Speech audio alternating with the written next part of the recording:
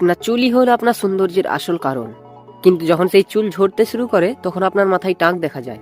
তাই আজকের এই ভিডিওটিতে আমরা কথা বলবো হেয়ার ফল কেন হয় এই কারণে, অ্যান্ড এর পেছনে সাইন্টিফিক কারণটা আসলে কি, আর তার সঙ্গে এটাও জানবো আর যদি আপনার হেয়ার ফল হয় তাহলে সেটা কিভাবে আটকাবেন।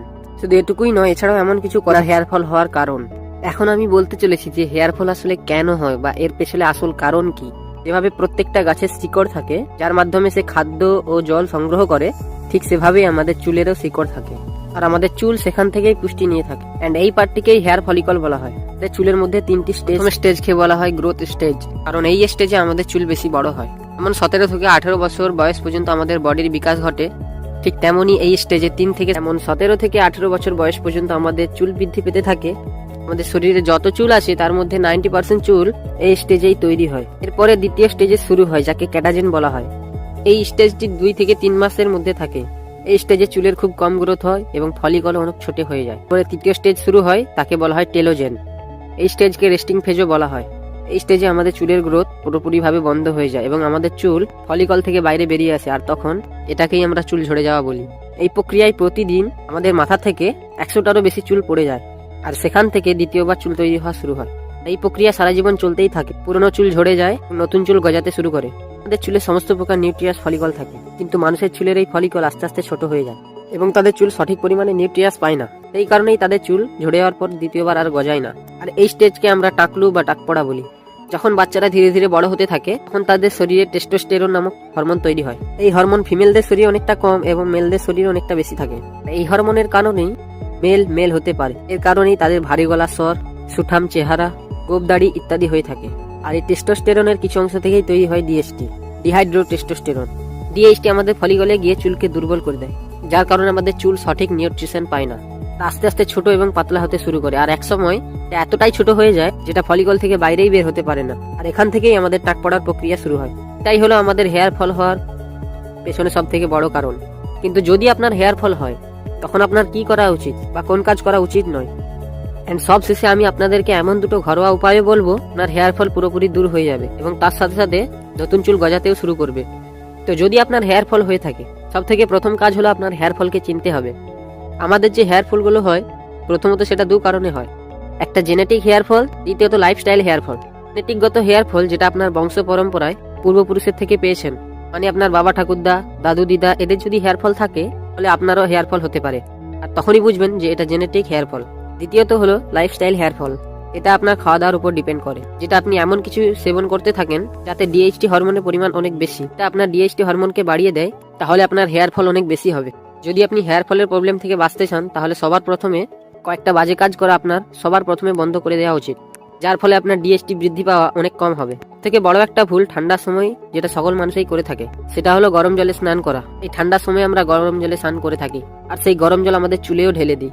এই কারণেই চুলের যে হেয়ার ফলিকল গুলো থাকে, যেগুলো আগে থেকেই দুর্বল ছিল, সেখানে গরম জল লাগে আর সেটা পুরোপুরি নষ্ট হয়ে যায়। সেই কারণে এই ভুলটি কখনোই করবেন না। দ্বিতীয়ত, আপনার স্ট্রেস যত পারবেন ততটা কম করবেন। আপনাকে পুরোপুরি টেনশন ফ্রি থাকতে হবে, কারণ আমরা যখন টেনশনে থাকি তখন আমাদের শরীর থেকে বেশি পরিমাণে ডিএইচটি রিলিজ করে, আর সেটা আমাদের চুলের প্রতি অনেক প্রভাব বিস্তার করে। এই কারণেই আপনাকে অলওয়েজ স্ট্রেস ফ্রি থাকতে হবে। এর কারণে সবসময় আপনাকে কুল থাকতে হবে। আপনি চাইলে যোগা বা অন্যান্য এক্সারসাইজও করতে পারেন, যেটা আপনার ডিএইচটিকে একদম কম করে দেয়। প্রত্যেক দিন 10 থেকে 15 মিনিট যোগা বা অন্যান্য এক্সারসাইজ করতে পারেন। তৃতীয় ভুল যেটা আপনি করেন সেটা হলো চুল শুকানোর জন্য হেয়ার ড্রায়ার ইউজ করা।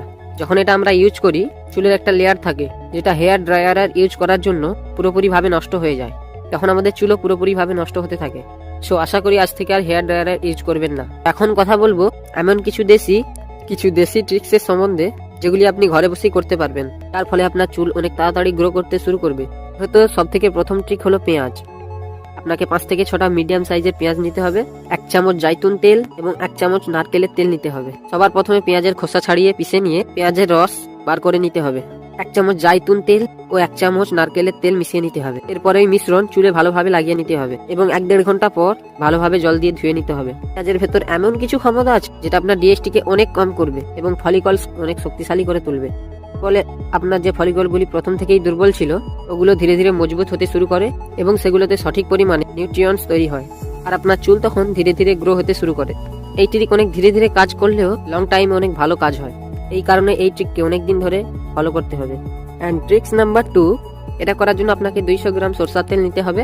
এর সঙ্গে 1 চামচ লেবুর রস, 1 চামচ আদার রস, 1 চামচ কালো জিরা পেস্ট, এই সমস্ত নিয়ে সব কয়েকটি উপকরণকে ভালোভাবে মিশিয়ে একটা বোতলে কিছুদিনের জন্য রেখে দিতে হবে। আর খেয়াল রাখতে হবে আপনি যেখানে বোতলটা রাখবেন সেখানে যেন ভালোভাবে সূর্যের আলো পড়ে, যাতে আপনি যে জিনিসগুলোকে বোতলের ভেতরে রেখেছেন সেগুলো যাতে ভালোভাবে মিশে যায়। মাত্র 1 থেকে 2 দিনে ভালোভাবে তৈরি হয়ে যাবে। তৈরি হয়ে গেলে এই মিশ্রণটিকে রাতে ভালোভাবে ঘুমানোর আগে না চুলে ভালোভাবে মাসাজ করে লাগাতে হবে। আমরা মাসাজ করি তখন আমাদের ফলিকলে নিউট্রিয়েন্টস পৌঁছাতে পারে, আর হেয়ার ম্যাসাজের কারণেই ব্লাড ফ্লো ভালোভাবে হয়, আর এই কারণে আমাদের চুল সঠিক নিউট্রিয়েন্টস পায় আর ভালোভাবে চুল গ্রো করতে পারে। এন্ড এখন সবশেষে আমি যে জিনিসটার কথা বলবো সেটা হলো খাওয়া দাওয়া। আপনার হেয়ার ফল কোনো না কোনো ভাবে আপনার খাওয়ার সঙ্গে রিলেটিভ। এর জন্য আপনি বেশি বেশি করে ফল, ডিম, সবুজ শাকসবজি, কলা, গাজর এগুলো খান, এবং যত বেশি পারবেন গাজর খান, এবং তার সঙ্গে যদি পারেন তো আমলকিও খাবেন, কারণ আপনার চুলের জন্য সঠিক নিউট্রিয়েন্টস দিতে পারে এই আমলকি। আর যদি আপনার চুল সঠিক পরিমাণে নিউট্রিয়েন্টস পায় তাহলে আপনার চুল খুব তাড়াতাড়ি গ্রো করবে, এটা তো আপনি ভালোভাবেই জানেন। তো আপনারও কি হেয়ার ফলের প্রবলেম আছে? কমেন্ট করে অবশ্যই আমাদেরকে জানান। আজকের এই ভিডিওটি আপনার লাইফে একটুও কাজের মনে লাইক করুন, শেয়ার করুন আপনার সেই সমস্ত বন্ধুদের সঙ্গে আর অনেক ট্রাই করার ফলেও কিছু এই হেয়ার ফলের মতো সমস্যা থেকে মুক্তি পেতে পারছে না। আর এমনই সমস্ত কার্যকারী ভিডিও সবার আগে পাওয়ার জন্য এখনই আমাদের চ্যানেলটিকে সাবস্ক্রাইব করে পাশের বেল আইকনটি প্রেস করে রাখুন। আর সম্পূর্ণ ভিডিওটি দেখার জন্য আপনাকে অসংখ্য ধন্যবাদ।